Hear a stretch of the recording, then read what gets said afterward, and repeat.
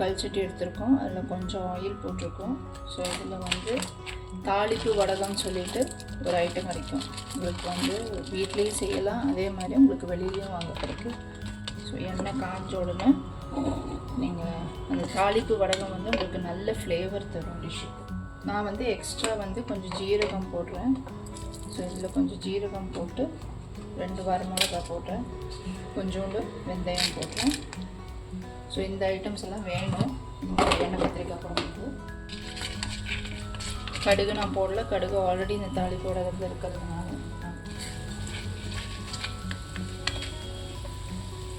கூட கொஞ்சம் கருவேப்பிலை,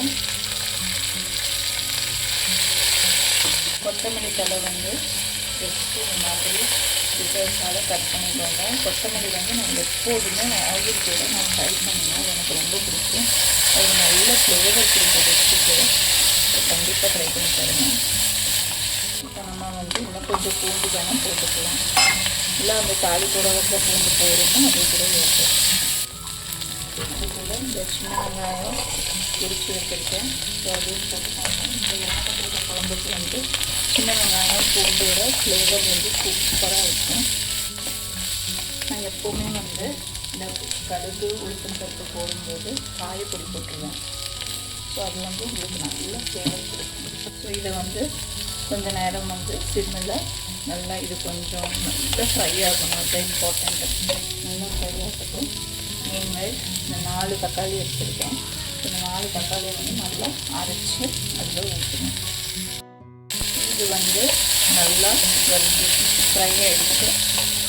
நம்ம 4 பெரிய தக்காளியை அரைச்சி வச்சுருக்கோம் எடுக்கணும். இது வந்து செம்மையாக ஃப்ரை ஆகணும். இந்த தக்காளியோட பச்சை வாசனை எல்லாம் போகிற வரைக்கும் இது வந்து ஃப்ரை ஆகும். ஸோ இதில் தான் மெயினாக வந்து எண்ணெய் கத்திரிக்காயோட டேஸ்ட் இருக்குது. ஸோ இது நல்லா வந்து குக் ஆகணும். It has to get fried very well. So இல்லாட்டி வந்து உங்களுக்கு வந்து டேஸ்ட் வந்து ரொம்ப மோசமாக இருக்கும். கண்டிப்பாக தக்காளியை வந்து நல்லா ஃப்ரை ஆகணும், நல்லா குக் ஆகணும். ஒரு ரா ஸ்மெல்லாம் போகணும். ஸோ அது கூட பொடிகள் ஆட் பண்ணிடலாம். கொரியாண்டர் தூள் 2 ஸ்பூனு, அப்புறம் மஞ்சள் தூள் வந்து 1 ஸ்பூன், கரம் மசாலா பொடி. கரம் மசாலா அது எவ்வளோ போட்டால் போதும். நிறைய பேருக்கு கரம் மசாலா பிடிக்கும், நிறைய பேருக்கு அந்த டேஸ்ட் பிடிக்காது, நமக்கு அவாய்ட் பண்ணிக்கலாம். இது வந்து குழம்பு தூள் சொல்லுவாங்க. ஸோ இது வந்து நான் உங்களுக்கு இதோட ரெசிபி நான் இன்னொரு வீடியோவில் சொல்கிறேன். அப்புறம் கடைசியில் கொஞ்சம் உப்பு.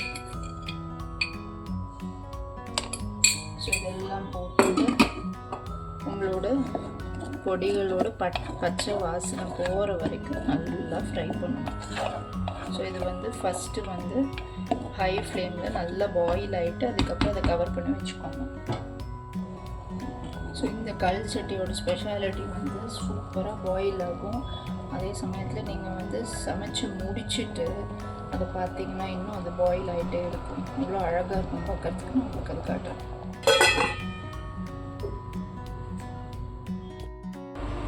இது இன்னொரு கல் சட்டி. இதில் வந்து கொஞ்சம் ஆயில் ஊற்றிருக்கேன். கொஞ்சோண்டு மஞ்சள்தூள் போட்டுக்காங்க, கொஞ்சம் மிளகாத்தூள், கொஞ்சம் காயப்பொடி, கத்திரிக்காய் வந்து இந்த மாதிரி வந்து நம்ம கட் பண்ணி வச்சுருக்கோம், க்ராஸ் பண்ணி வச்சுருக்கோம். இதை வந்து இதில் போடணும்.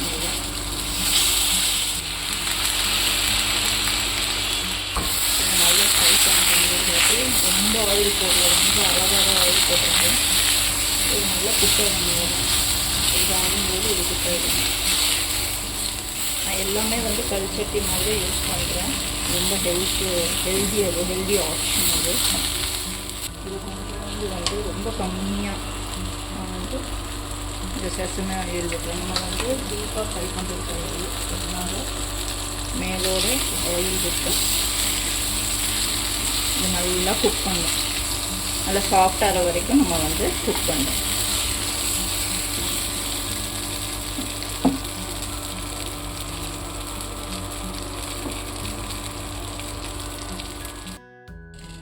ஸோ 15 மினிட்ஸ் கழிஞ்சிட்டு இதை ஓப்பன் பண்ணி பாருங்கள்.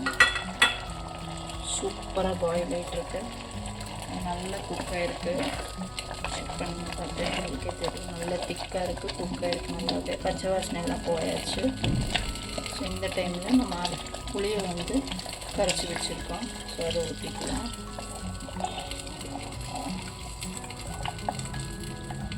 ஸோ இந்த புளி வந்து நல்லபடியாக குக் ஆகும். நல்லா பாயில் ஆகி இந்த புளியோட வாசனையெல்லாம் போய் அதுக்கப்புறம் நம்ம மீன்வாய் கத்திரிக்காவை வந்து வேக வச்சுருக்கோம், கத்திரிக்காவை ஃப்ரை பண்ணிகிட்ருக்கோம். ஸோ இந்த புளி வந்து நல்லா பாயில் ஆகணும். பெருசாக்கிக்கோங்க கேஸை. இந்த மாதிரி சூப்பராக பாயில் ஆகுது பார்த்திங்களா.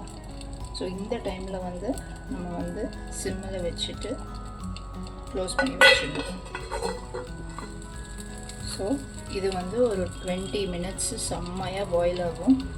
ஆனதுக்கப்புறமேலு மீன்வெல் நம்மளோட கத்திரிக்காவும் ரெடி ஆகிடும். ஸோ அந்த கத்திரிக்காவை அதை போட்டு மிக்ஸ் பண்ணால் வேலை முடிச்சு. நான் வந்து இதில் நல்லா ஃப்ரை பண்ணின கத்திரிக்காய் போட்டிருக்கேன். இதில் செக் பண்ணிக்கோங்க. இது நல்லா ஃப்ரை ஆகிடுச்சு. ஸோ இந்த மாதிரி கன்சிஸ்டன்சியில் வச்சுக்கலாம். இல்லை உங்களுக்கு வந்து இன்னும் கொஞ்சம் திக்னஸ் வேணும்னா கார்ன்ஃப்ளவர் ஆட் பண்ணிக்கலாம். அரிசியை வந்து நல்லா மிக்சியில் அடித்து கூட நீங்கள் ஆட் பண்ணிக்கலாம். ஸோ எனக்கு இந்த திக்னஸ் கரெக்டாக இருக்குது. நான் ஆஃப் பண்ணுறேன். இன்னும் உங்களுக்கு அந்த பாயில் ஆகிக்கிட்டே இருக்கும். இதுதான் வந்து இந்த கல்சட்டியோட ஒரு பியூட்டிஃபுல்லான ஒரு விஷயம். இது வந்து நல்ல இந்த ஹீட்டு வந்து நிறைய நேரம் இருக்கும், சூடு வந்து ரொம்ப நிறைய நேரம் இருக்கும். ஸோ இது வந்து கண்டிப்பாக இந்த கல்சட்டி வாங்கி ட்ரை பண்ணுங்கள். சாப்பிட்டு பார்ப்போமா?